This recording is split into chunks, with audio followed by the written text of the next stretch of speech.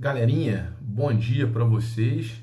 Estamos aqui iniciando a nossa videoaula, tá? O tema de hoje, nós vamos falar dos dois primeiros filos do reino animal, poríferos e quinidários. Vamos dar uma passada geral no grupo, vamos colocar aqueles pontos específicos que você não pode esquecer, que é extremamente importante para o seu sucesso na resolução dos exercícios, tá?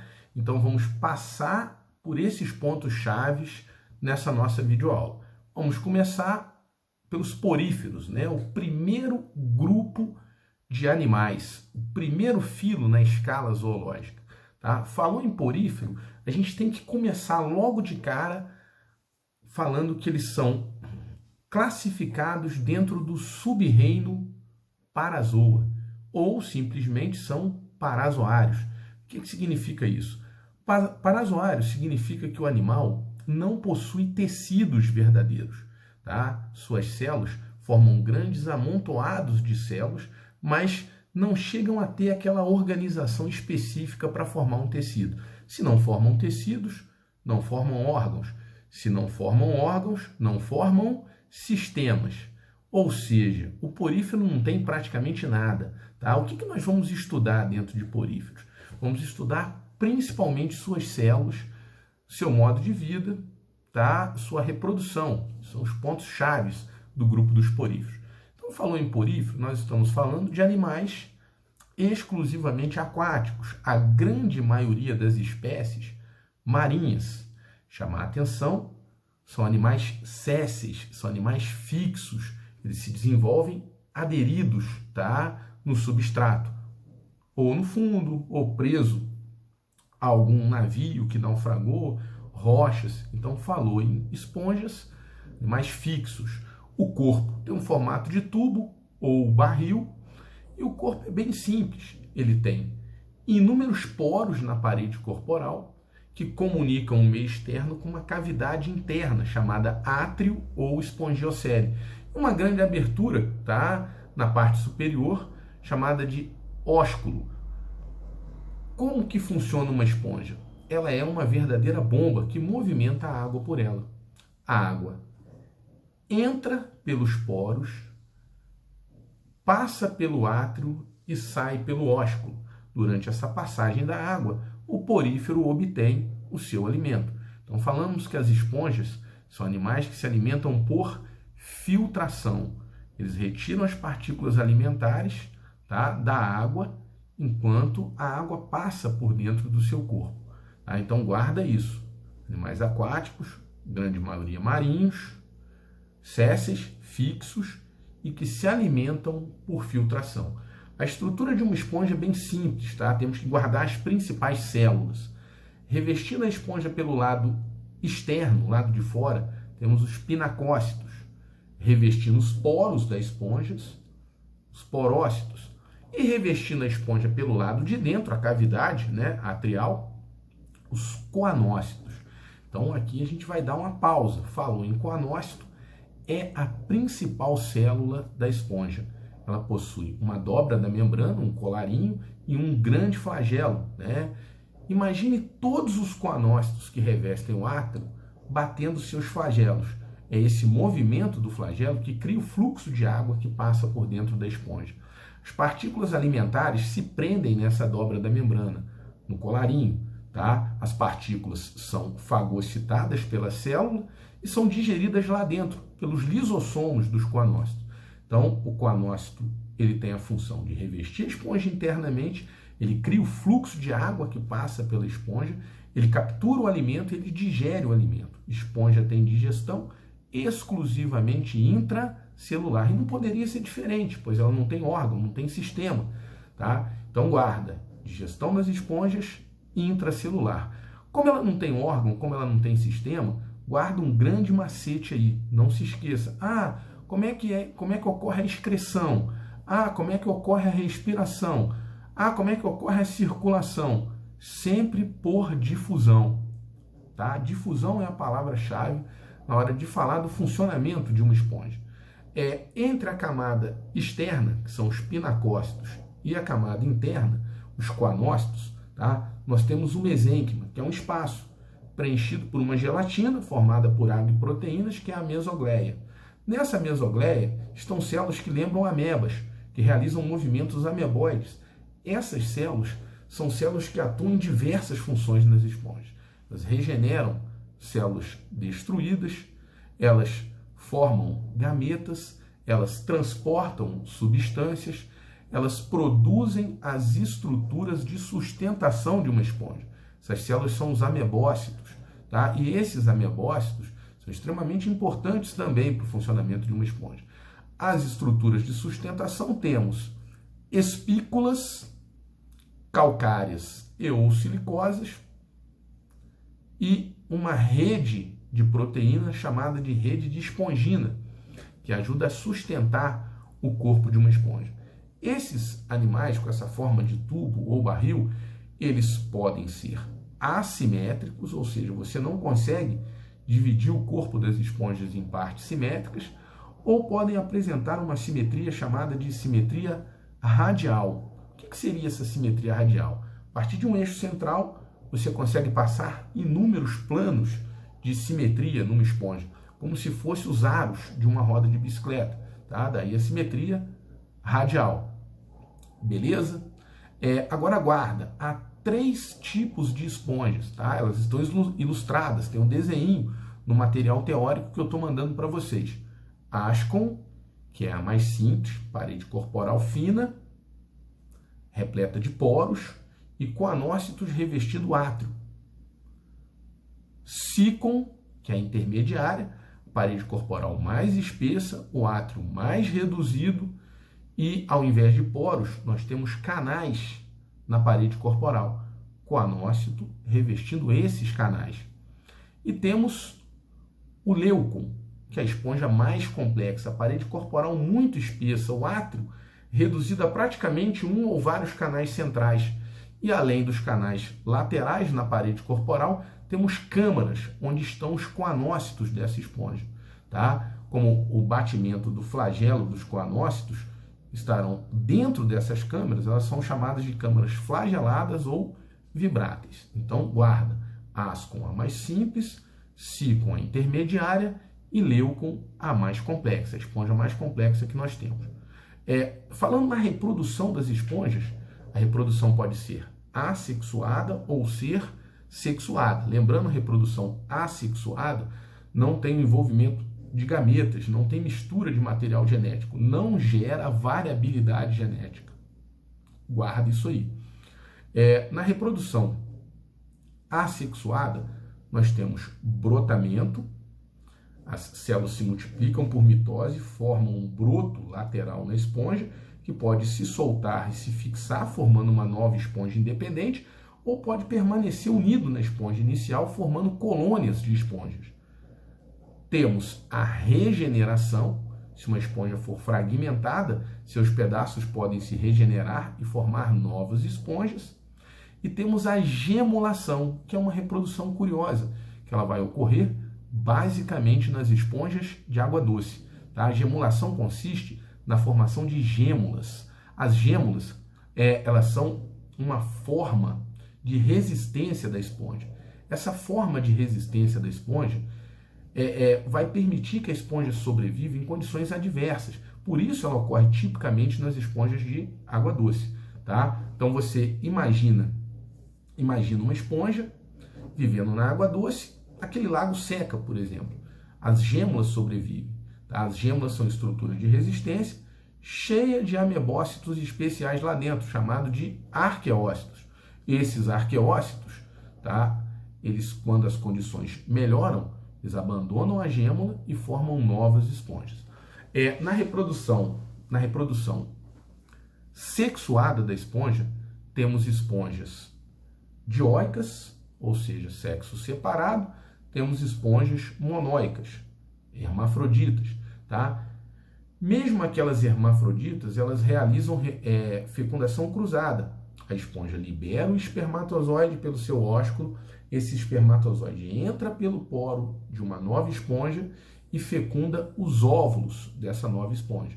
Então falamos que a fecundação é interna, tá? No corpo da esponja. O desenvolvimento é indireto. O que significa esse desenvolvimento indireto? Nós temos a formação de larva, tá? Uma larva móvel que nada, chamada anfiblástula. Essa larva nada, acha um substrato adequado, se fixa, vai sofrer uma metamorfose e vai se transformar numa nova esponja. A fase de larva da esponja é muito importante porque ela é um animal fixo e a larva permite que essa esponja, tá, conquiste novos territórios, porque ela é móvel. Beleza? Tranquilo? Vamos agora fazer aquele nosso resuminho do filo Cnidaria, ou também chamado de Coelenterados. Cnidários ou Coelenterados é o segundo filo na escala zoológica. Ele não é mais parazoário como uma esponja. Os Coelenterados são eumetazoários. Eles apresentam tecidos verdadeiros, eles vão apresentar órgãos e alguns sistemas, né? Surgem nos Coelenterados os primeiros sistemas dos animais. Tranquilo? Beleza, galera? O que eu quero que vocês guardem de Coelenterados? São animais também aquáticos, a grande maioria deles marinhos, mas temos também Coelenterados de água doce. Só que ao contrário das esponjas que são fixas, os Coelenterados podem ser fixos ou móveis. Quando o Coelenterado é fixo, ele recebe o nome de pólipo. Temos como exemplo a anêmona, os corais. Quando o Coelenterado é móvel, ele recebe o nome de medusa. Temos como exemplo a água-viva. Tá? Então guarda, não esquece. Pólipo é fixo, medusa é móvel. Tranquilo? Beleza? Então não pode esquecer esse ponto. Outra coisa também que chama muito a atenção dos Coelenterados é a principal célula que eles possuem, os cnidócitos ou cnidoblastos. Então falou em Coelenterado, você vai guardar cnidócito ou cnidoblasto. É uma célula urticante, é uma célula que na grande maioria dos cnidários libera uma toxina que, ao ser injetada na sua presa ou num possível predador, vai causar reação alérgica com sensação de queimadura, pode causar paralisia ou até mesmo levar, tá, o organismo à morte, tá, dependendo, né, do grau de toxicidade aí dessas células. Então, cnidócitos ou cnidoblastos, células urticantes, que injetam toxinas, tá? Principal célula do cnidário. Pode ser usado na defesa ou para captura de alimento, de uma água-viva, tá? De uma anêmona. Então, falou em cnidário, cnidócito ou cnidoblasto. Não confunda lá nas esponjas com o coanócito, que é a principal célula da esponja.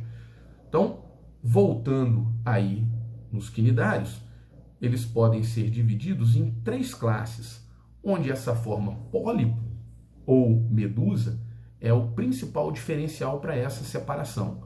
Tá? Os cifozoários ou classe Cifozoa tem tanto a forma pólipo quanto a forma medusa. Porém, a forma medusa é a forma predominante. Temos ali a aurélia, ou conhecida como água-viva. Temos os hidrozoários, onde a forma pólipo é a forma predominante. Então vamos recapitular? Cifozoários, tanto forma pólipo quanto medusa. Predomina a forma medusa. Aurélia, água-viva. Hidrozoários, ou classe hidrozoa, tanto a forma pólipo quanto a forma medusa. Predomina a forma pólipo. Temos ali a hidra, que é o cnidário de água doce. Temos ali a água-viva caravela ou fisália, que é uma colônia flutuante, né, de cnidários.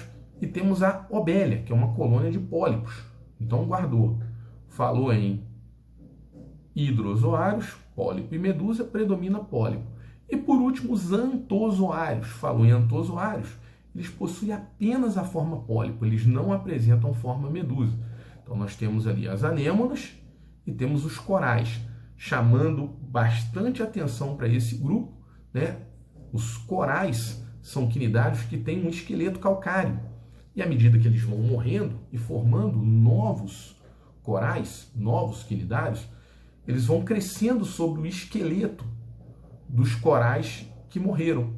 Eles formam uma rocha, que cresce lentamente ao longo do tempo, que nós chamamos de recifes de corais.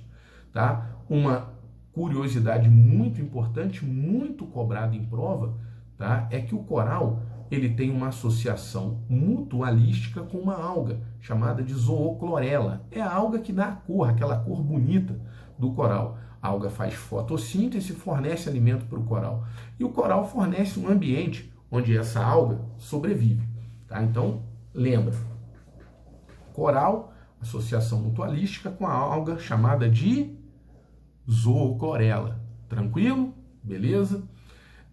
Qual o grande problema? Aquecimento global, aumento da temperatura média dos oceanos. Esse aquecimento das águas está promovendo a morte da alga. Morrendo a alga, consequentemente, morre também quem? Morre o coral. Morrendo o coral, resta só o seu esqueleto calcário, branco. Esse fenômeno é chamado de branqueamento dos corais. Não pode esquecer isso, beleza? Falou na reprodução dos quinidários, nós vamos ter também a reprodução sexuada e a reprodução assexuada. Falou em reprodução assexuada, nós temos brotamento de forma bem semelhante como que acontece nas esponjas.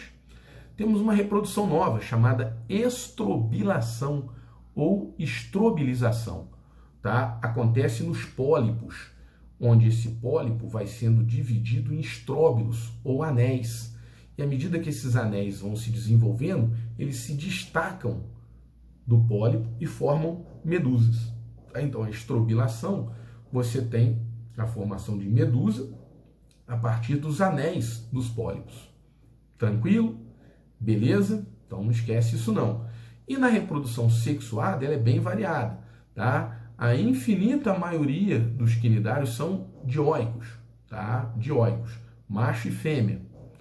A fecundação pode ser tanto interna, dentro do quinidário, quanto na água, externa.